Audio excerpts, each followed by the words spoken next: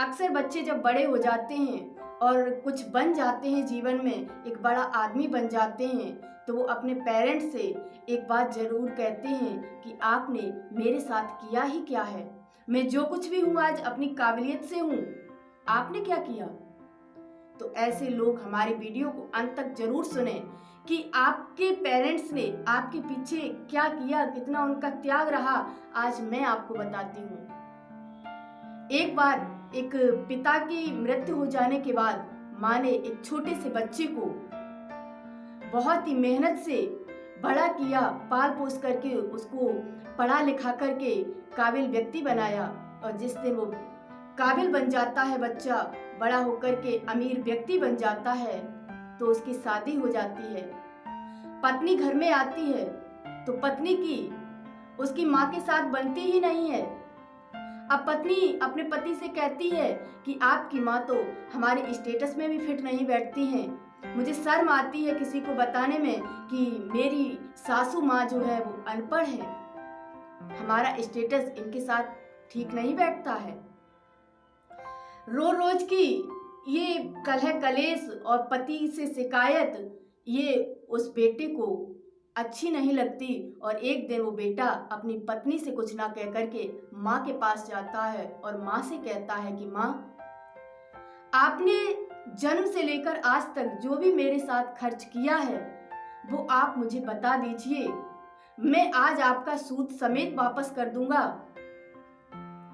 मैं इतना आज काबिल बन गया हूं कि मैं हर कर्ज अदा कर सकता हूं, तो मैं आपका भी कर्ज अदा कर दूंगा और हम दोनों आज से अलग रहते हैं। इसी में अच्छा है, इसी में भलाई है कि हम दोनों अलग अलग रहें। तो माँ कहती है कि ठीक है बेटा, मैं सोच करके आपको बताऊंगी कि मेरा क्या कर्ज है। तो बेटा कहता है कि माँ, आराम से 2-4 दिन में सोच लीजिए और उसके बाद आप हमें बता दीजिए कि आपका कर्ज क्या है, मेरे पे कितना हो गया है। माँ कहती है ठीक है। रात्रि होती है, सब भी अपने अपने कमरे में सोने चले जाते हैं। उस वक्त माँ उस बेटे के कमरे में पहुंचती है और एक लोटा पानी भरती है और उस पानी को जिधर बेटा करवट लेता है उधर ही वो पानी डाल देती है, गीला कर देती है।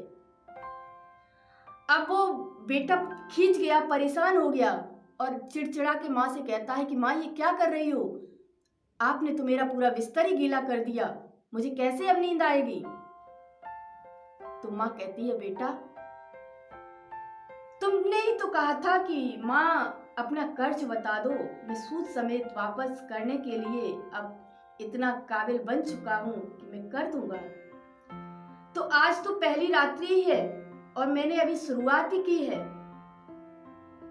मेरा यही तो कर्ज है कि मैंने कितनी रातें तुम्हारे बिस्तर गीले करने के बावजूद भी काटी हैं, जाग जाग करके, और तुमने एक रात्रि का 1 घंटा भी व्यतीत नहीं कर पाया और तुम तो चिढ़ने लग गए हो, खींच गए हो।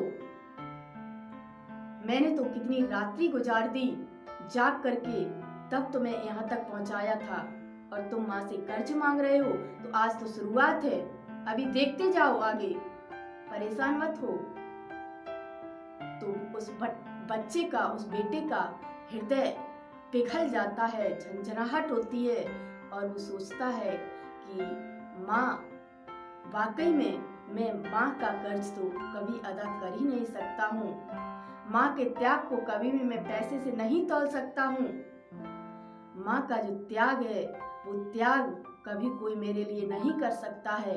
और उस बेटे की ये समझ में आ जाता है और उस दिन से वो एक फैसला करता है कि आज से वो हर स्थिति में अपने माँ के साथ खड़ा होगा।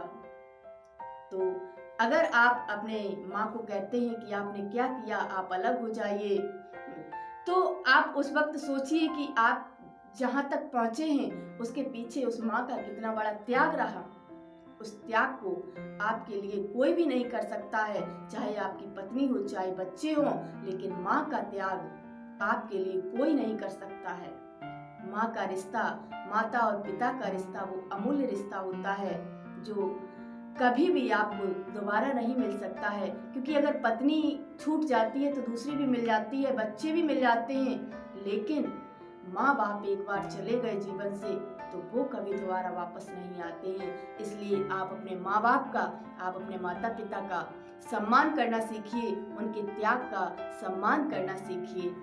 धन्यवाद।